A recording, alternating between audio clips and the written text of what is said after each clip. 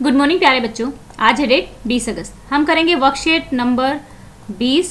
कक्षा आपकी 10वीं है, सामाजिक विज्ञान इकोनॉमी का हम ये चैप्टर कर रहे हैं। भारतीय अर्थव्यवस्था के क्षेत्र जो सेक्टर थे इंडियन इकोनॉमी के वो हम पढ़ रहे थे। पिछली वर्कशीट 19th वर्कशीट में हमने देखा था कि जो प्राथमिक क्षेत्र है, ठीक है, उसमें 50% लोग काम करते हैं, लेकिन जो जीडीपी का शेयर है, यानी कि वो कमा के जो पैसे देती है, जीडीपी का शेयर सिर्फ 15% ही है। लेकिन जो आपका द्वितीयक और तृतीयक क्षेत्र था, ठीक है, उसमें उसका जो शेयर है जीडीपी का वो 85% है। हालांकि जो उसमें काम कर रहे हैं वो लोग बहुत कम हैं, रोजगार कम प्रोवाइड कर रहा है। जो सेकंड और थर्ड सेक्टर है, ठीक है, वो रोजगार तो कम देता है लेकिन पैसे काफ़ी देता है, जीडीपी का शेयर काफ़ी देता है, परंतु ये क्षेत्र आधे लोगों को ही रोजगार प्रदान करता है, ठीक है। कृषि क्षेत्र में अलग बेरोजगारी की गंभीर स्थिति बनी हुई है। अलग बेरोजगारी क्या थी? अलग बेरोजगारी में जैसा कि मैंने आपको बताया था कि एक घर में से अगर एक ही किला है किसी के पास और 5 आदमी है घर में, पांचों के पांचों उस किले में लगे हुए हैं, एक दो हट भी जाएगा तो कोई फर्क नहीं पड़ेगा। तो जो 2-3 वैसे ही लगे हुए हैं वो एक तरह से अलग बेरोजगारी के शिकार हैं। कुछ लोग ऐसे हैं जिन्हें बिल्कुल रोजगार नहीं मिला। ऐसी स्थिति को देखते हुए हमें देश में अधिक से अधिक रोजगार सर्जित करने चाहिए। सर्जित मतलब हमें अपॉर्चुनिटीज़ क्रिएट करनी चाहिए, हमें ऐसी कुछ काम करने चाहिए जिनसे कि रोजगार मिले, ठीक है। अब जैसे मान लो आपने अपना ट्यूशन सेंटर खोला, आप सारे सब्जेक्ट अकेले नहीं पढ़ा सकते, तो आप एक दो और जो भी आपके फ्रेंड्स हैं उनको भी बुला लोगे कि ठीक है भाई चलो पढ़ लेते हैं। तो एक तो ये क्रिएशन हुआ। दूसरा, मान लो आपने कोई कंप्यूटर सेंटर खोल लिया, उसमें आपने एक दो, तो अलग अलग एम्प्लॉयमेंट जनरेशन, मतलब कि हम कुछ ऐसा काम करें जिससे लोगों को रोज़गार मिल सके। इसीलिए गवर्नमेंट जो आपकी ईएमसी की सीट हैं, ईएमसी की वर्कशीट आती हैं, उसमें यही तो आपको सिखाने की कोशिश करती है कि नौकरी लेने वाले मत बनो, नौकरी देने वाले बनो, ठीक है। अतिरिक्त रोजगारों का सर्जन कैसे होता है? जो अतिरिक्त रोजगार हैं उनका सर्जन कैसे होता है? 2 तरीके से होता है, एक तो छोटी अवधि के लिए और एक दीर्घकालीन अवधि के लिए। अब जो छोटी अवधि है उसके लिए किस तरीके से होता है ये देखिए। जैसे शॉर्ट टर्म में फॉर एग्जाम्पल मैं अभी लॉकडाउन है, ठीक है, बहुत सारे लोग विदेशों से वापस आए हैं अपनी कंट्री में, तो वो लोग अपनी जॉब छोड़कर आए हैं। अब उनके लिए भी जॉब क्रिएट करना है गवर्नमेंट को। और जो मजदूर, जैसे महाराष्ट्र से कितने सारे मजदूर अपने गांव लौट कर गए हैं, उनके लिए भी रोज़गार क्रिएट करना है। अगर गवर्नमेंट रोज़गार नहीं क्रिएट करेगी तो वो लोग और भी ज़्यादा गरीब हो जाएंगे, भुखमरी फैल जाएगी और ज़्यादा प्रॉब्लम हो जाएगी। तो सरकार का ये दायित्व बनता है कि क्या करे, अभी फ़िलहाल की जो सिचुएशन है उसके लिए रोज़गार क्रिएट किए जाएं, ठीक है ना। रोज़गार क्रिएट करेगी तभी तो काम चलेगा, क्योंकि अब ये रोज़गार सरकार क्रिएट करेगी तो ये तो अभी की सिचुएशन को देखते हुए अब इस टाइम पे शॉर्ट टर्म में, छोटी अवधि के लिए रोज़गार क्रिएट करना हो गया। लेकिन अभी गवर्नमेंट, जैसे आप लोगों को पता है कि हेल्थ पे काफ़ी पैसा, स्वास्थ्य पे काफ़ी पैसा लगा रही है, एजुकेशन पे काफ़ी पैसा लगाया जाता है ना। तो हेल्थ, स्वास्थ्य या फिर शिक्षा पे पैसा लगता है, तो वो क्यों लगता है? वो हो गया हमारा बड़ी अवधि के लिए, बड़ी अवधि के लिए रोज़गार क्रिएट करना। क्योंकि अगर हमारे जो बच्चे होंगे काफ़ी अच्छे पढ़े लिखे होंगे तो उनको प्राथमिक क्षेत्र में काम करने की ज़रूरत नहीं है, फिर वो अपना स्किल वाला काम करेंगे कंप्यूटर सेंटर में या फिर इंडस्ट्रीज़ में या फिर कंपनीज़ में, है ना। और हेल्थ अगर अच्छी होगी तभी तो वो काम कर पाएंगे। तो गवर्नमेंट इसलिए इन दो, ये आपके लॉन्ग टर्म वाली चीज़ों में आ जाते हैं, ठीक है। अब लोन प्रोवाइड करना भी, जैसे अब कोई फार्मर है, अब उसके पास पैसे नहीं है लेकिन खेत है उसका, लेकिन अभी आपने देखा है ना कि एक, शायद सभी ने सुना होगा, एक आदमी था और 3 उसकी बेटियां थी, तो वो हल से अपना खेत जोत रहे थे तीनों, ठीक है, तीनों अपना हल से खेत जोत रहे थे। तो सोनू सूद ने उनको ट्रैक्टर खरीद के दिया था। तो यहाँ पे देखिए, अब ये ट्रैक्टर, मतलब यहाँ पे मैं क्यों ये एग्जांपल दे रही हूँ कि वो हल से काम कर रहे थे। हाँ, उनके पास किला है लेकिन उसी खेत में ज़्यादा प्रोडक्टिविटी हो सकती है, ज़्यादा उत्पादन हो सकता है अगर हम टेक्नोलॉजी का इस्तेमाल करें। तो इन्होंने टेक्नोलॉजी कैसे की? ट्रैक्टर टेक्नोलॉजी हो सकती है, हिर्रो सुहागा टेक्नोलॉजी हो सकती है। तो उनको ट्रैक्टर दिया तो अब उनको कम काम करना पड़ेगा और ज़्यादा प्रोडक्टिविटी हो जाएगी। तो इसी तरीके से उसके पास पैसे नहीं थे ट्रैक्टर लेने के लिए, तो गवर्नमेंट लोन प्रोवाइड करती है। तो इस तरीके से एम्प्लॉयमेंट जनरेट किया जाता है। तो चलिए देख लेते हैं आपकी वर्कशीट में क्या बोला हुआ है। अब छोटी अवधि के लिए हमारी एक बहुत बहुत बहुत इंपॉर्टेंट स्कीम है महात्मा गांधी राष्ट्रीय रोजगार योजना, जिसको मनरेगा भी कहा जाता है। ये जो योजना थी 2005 में शुरू की गई थी। यह योजना 2005 में लागू की गई थी। इस योजना के अंतर्गत लागू, देखो शुरू करना, ठीक है, और लागू होने में बहुत अंतर होता है। जैसे कि आपकी अगर बात करें, आज हमारा 2020 चल रहा है। अब जो नई नेशनल एजुकेशन पॉलिसी आई है वो आई तो 2020 में है, लेकिन लागू कब होगी ये देखो कब तक लागू होती है ना। तो लागू होना और लागू होना और आने में फ़र्क होता है। इस योजना के अंतर्गत 100 दिनों के लिए, मान लो इस योजना में एक गारंटी है कि भाई आपको साल में 100 दिन का तो रोजगार दिया ही दिया जाएगा।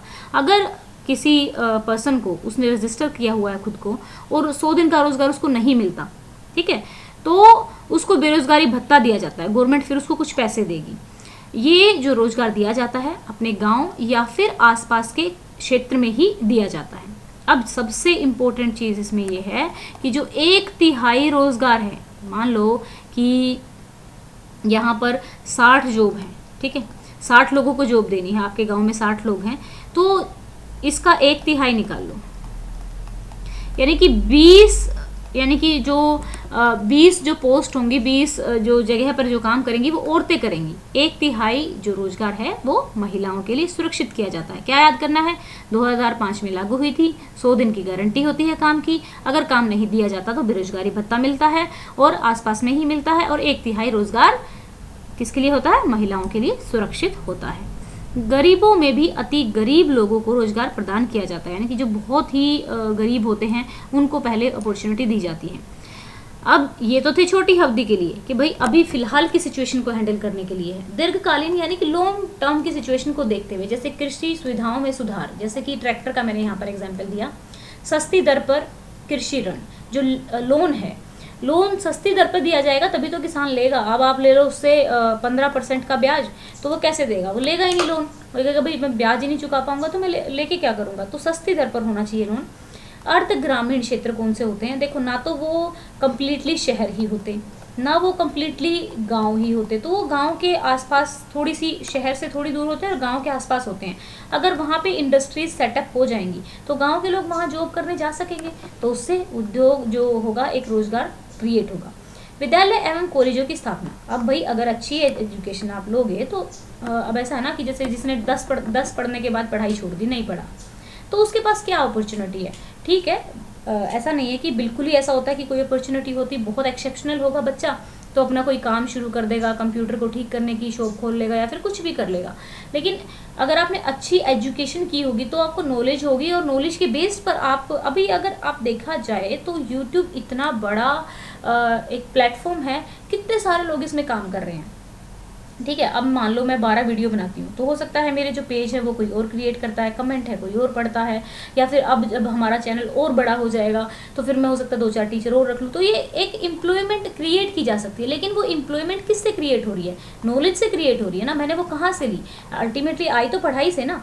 नॉलेज आपकी किसी भी क्षेत्र की हो सकती है, ठीक है। अब स्वास्थ्य सुविधाओं को बेहतर करना, अगर मेरी हेल्थ ही अच्छी नहीं होगी तो चाहे मैं कितनी नॉलेज एक्वायर कर लूँ तो उसका काम क्या है, जब मैं बैठ नहीं पाऊंगी, ठीक से काम नहीं कर पाऊंगी, हर वक्त बीमार रही रहूँगी। तो गवर्नमेंट स्वास्थ्य सुविधाओं को भी बेहतर करती है और टाइम पर जो स्वास्थ्य की स्कीम होती है उनको लागू करती रहती है। तो स्वास्थ्य पर भी गवर्नमेंट खर्च करती है। ये भी एक लॉन्ग टर्म का, हमारे जो आज के देश के बच्चे हैं वो अगर स्वस्थ होंगे तभी तो आगे जाके वो एक अच्छे एम्प्लॉय बन सकेंगे। तो ये हमारे क्वेश्चंस हम डिस्कस करेंगे, जो ऊपर मैंने समझाया है वही है क्वेश्चंस में। तो चलिए देख लेते हैं हमारे क्वेश्चंस क्या क्या हैं। यहाँ पर हमें ये रहे हमारे क्वेश्चन। महात्मा गांधी राष्ट्रीय ग्रामीण गारंटी योजना, जिसको मनरेगा भी कहा जाता है, 2005 की विशेषताओं की व्याख्या आपको करनी है। मनरेगा योजना को 2005 में लागू किया गया था। इस योजना के तहत 100 दिन के रोजगार की गारंटी दी गई है। रोजगार नहीं मिलने पर बेरोजगारी भत्ता दिया जाता है। इस योजना के तहत अपने गाँव या आसपास के क्षेत्र में ही रोजगार उपलब्ध कराए जाते हैं। मनरेगा योजना के तहत कुल रोजगार का 1/3 रोजगार महिलाओं के लिए सुरक्षित किया गया है, ठीक है। तो ये हमारा हो गया आपका फर्स्ट क्वेश्चन, ठीक है। अब हम करेंगे सेकंड क्वेश्चन। सेकंड क्वेश्चन में क्या पूछा हुआ है, अतिरिक्त रोजगार यानी कि और रोजगार क्रिएट करने के लिए दीर्घकालीन उपायों की व्याख्या कीजिए। दीर्घकालीन यानी कि जो लॉन्ग टर्म में, देखो एक तो स्वास्थ्य ही हो जाएगा, शिक्षा हो जाएगा, लोन आसानी से उपलब्ध कराने चाहिए, टेक्नोलॉजी का यूज़ किया जाना चाहिए, कृषि सुविधाओं में सुधार करके किसानों को मछली पालन, पशुपालन आदि के लिए प्रोत्साहित करके, सस्ती दरों पर किसानों को ऋण उपलब्ध करा के, जिससे वह कृषि कार्यों में प्रयोग होने वाली मशीनरी को खरीद सके, अर्ध ग्रामीण क्षेत्रों में उद्योगों की स्थापना करके, कुटीर तथा लघु स्तरीय उद्योगों का प्रोत्साहन देकर, ठीक है, विद्यालय और कॉलेजों की स्थापना करके तथा उनमें नए व्यावसायिक तथा स्किल डेवलपमेंट कोर्स को शुरू करके। देखो पता है ये कॉलेज और स्कूल क्यों इम्पोर्टेंट है, अगर आप बात करोगे ना तो मेरी लाइफ के 15 ईयर्स 15 साल मैंने हॉस्टल में बिताए हैं। वो क्यों बिताए, क्योंकि गांव में कोई इतना, गांव के आसपास में कोई भी इतना अच्छा कॉलेज या स्कूल नहीं था, क्योंकि अब यहाँ पे देखिए अगर आसपास में ही होता तो मेरा हॉस्टल में रहने का खर्चा बचता, ठीक है, और मुझे अच्छा खाना मिलता जो कि हॉस्टल में इतना अच्छा नहीं मिलता है। घर का खाना होता है, स्वास्थ्य अच्छा होता। तो यहाँ पे आप इस चीज़ से भी रिलेट कर सकते हैं। विद्यालय और कॉलेजों की ज़्यादा से ज़्यादा पास के एरिया में स्थापना होनी चाहिए। अगर पास के एरिया, अब देखो हम तो चलो ठीक है, ठीक था तो हॉस्टल में चले गए, हॉस्टल में छोड़ने के पैसे थे सभी भाई बहनों को। कुछ ऐसे होते हैं कि नहीं होते हैं, या फिर मतलब इस तरीके के कॉलेज होते थे पहले टाइम में, अब तो फिर भी क्वालिटी काफ़ी इम्प्रूव हो गई है। तो विद्यालय, कॉलेज और स्कूल तो बहुत इंपॉर्टेंट है, और उससे भी इम्पोर्टेंट है बहुत ही अच्छी क्वालिटी के टीचर होने चाहिए जो बच्चों को स्टडी में इंटरेस्ट क्रिएट कर सकें। स्वास्थ्य सुविधाओं को बेहतर बनाकर अतिरिक्त रोजगार सर्जन के अनेकों दीर्घकालीन उपाय किए जा सकते हैं। आप अपने भी आइडियाज़ लिखने की कोशिश किया करो, चाहे एक ही पॉइंट आप अपनी तौर से अपनी तरफ से लिखो, लेकिन लिखने की कोशिश किया करो। उससे क्या होगा कि आपकी आंसर राइटिंग स्किल डेवलप होगी। क्वेश्चन नंबर 3, हमें अधिक से अधिक रोजगार सर्जन की आवश्यकता क्यों है, क्यों करने हैं भाई हमें। देखो अब कृषि है, कृषि में तो अलग बेरोजगारी है, और जो बेरोजगारी है वो इतनी बुरी है कि एक ही, अब मान लो अलग बेरोजगारी को मैं कृषि से हटा के थोड़ा एग्जांपल देती हूँ। एक छोटी सी शॉप खोली हुई है फॉर एग्जांपल आपने, तो उसी शॉप में आपके पापा भी लगे हुए, मम्मी भी लगी हुई हैं, भाई भी लगा हुआ है, बहन भी लगा हुआ है। अगर ये चारों हट भी जाए तो भी वो शॉप जो है आपके फादर अकेले संभाल सकते हैं। तो ये जो लोग लगे हुए हैं फालतू में ही लगे हुए, इनको लग रहा है कि हम काम कर रहे हैं लेकिन काम कुछ हो नहीं रहा है। तो इस प्रकार की बेरोजगारी को अलग बेरोजगारी कहा जाता है, ठीक है। हमारे देश की आधी से अधिक आबादी कृषि पर निर्भर है, जबकि कृषि रोजगार के सीमित अवसर ही, कृषि में तो सीमित ही अवसर होते हैं, धान काट लिए, गेहूं काट लिया, गेहूं बो दिए, ठीक है, जिसके कारण कृषि क्षेत्र में अलग बेरोजगारी और बेरोजगारी की गंभीर स्थिति बनी हुई है। ऐसी स्थिति को देखते हुए हमें हमारे देश में अधिक से अधिक रोजगार सृजन करने की ज़रूरत है, करने की आवश्यकता है। ओके, अब हम करेंगे अपना 4th क्वेश्चन। रोजगार सृजन के कुछ अन्य तरीकों को सुझाइए। सूचना प्रौद्योगिकी क्षेत्र, पर्यटन क्षेत्र, क्षेत्रीय शिल्प उद्योग क्षेत्र आदि को प्रोत्साहित करके सड़क परिवहन की सुविधा बढ़ाकर, अगर आप देखें, देखो ओला है, उबर है, ठीक है, ये अब लोग इसमें अपनी अपनी टैक्सी को रजिस्टर करा लेते हैं और फिर लोग अपनी कार चलाते हैं और उनके लिए एक रोज़गार का साधन हो गया, है ना। तो ये जो आइडिया आया, ये एक हट के आइडिया था, तो इसको एंटरप्रेन्योरशिप कहा जा सकता है, जो आपकी EMC वाला। तो ऐसे आइडिया होने चाहिए और रोड अच्छे होने चाहिए। अब रोड अच्छे होंगे तभी तो लोग उन पे अच्छी ट्रांसपोर्ट सिस्टम करवा पाएंगे, ठीक है। परिवहन की सुविधाएं बढ़कर नए स्वरोजगार उद्यम परियोजनाओं की स्थापना करके शहरी और ग्रामीण दोनों क्षेत्रों में नए रोजगार सर्जित किए जा सकते हैं। ओके, तो ये थी हमारी आज की वर्कशीट। आपको बताना है कि आपको ये समझ में आया कि नहीं आया। ओके, तो अगर आपको वीडियो अच्छी लगी है तो वीडियो को लाइक कीजिए। अगर आपने सब्सक्राइब नहीं किया है तो सब्सक्राइब कर लीजिए अगर आप करना चाहें तो। Thank you, have a nice day, may God bless you.